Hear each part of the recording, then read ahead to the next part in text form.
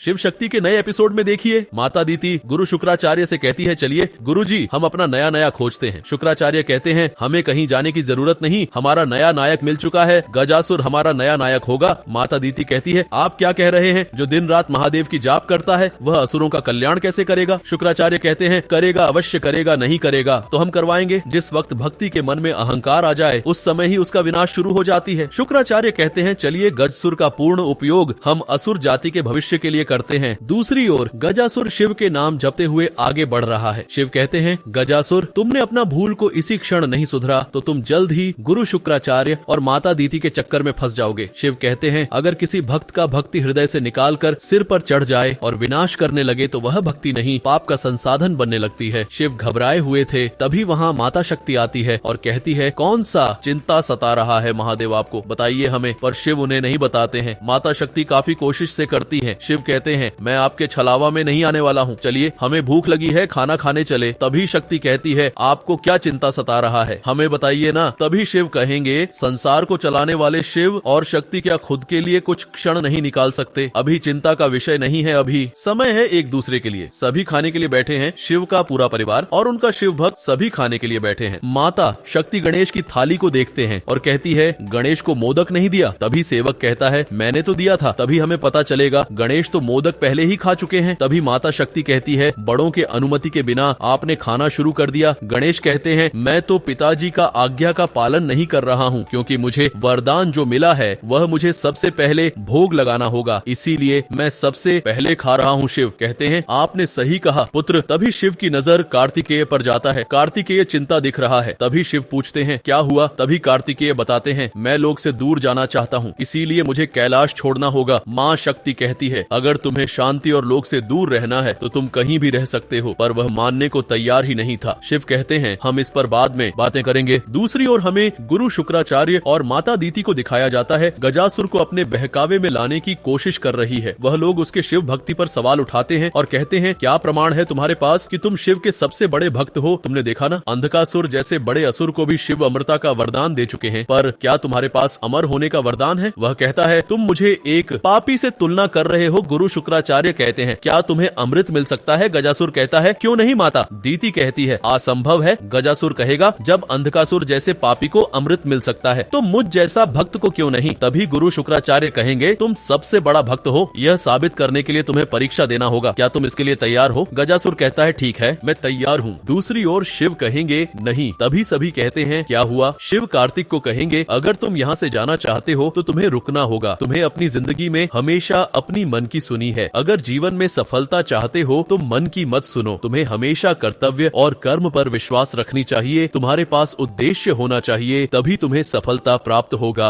अन्यथा तुम सफल जीवन पर भी ग्रहण लगा बैठोगे, जिस तरीके से गजासुर अपने जीवन पर ग्रहण लगने वाला है। तभी गुरु शुक्राचार्य को कहते हैं, तुम शिव की आराधना करो इस वन के बाहर से, और इस दौरान सारे बेल पत्र इस वन से स्वयं शिव की अभिषेक करने आए। यह कार्य करके दिखाओ। गजासुर कहता है, मेरे लिए कुछ भी संभव नहीं है, शिव का भक्त हूँ, यह मेरे लिए चुटकियों का खेल है। और एपिसोड यहीं खत्म हो जाएगा। दोस्तों, यह एपिसोड आपको कैसा लगा हमें कमेंट में बताइएगा। आगे के एपिसोड के अपडेट के लिए आप हमारे चैनल को सब्सक्राइब कर लीजिए। मिलता हूँ अगली वीडियो में।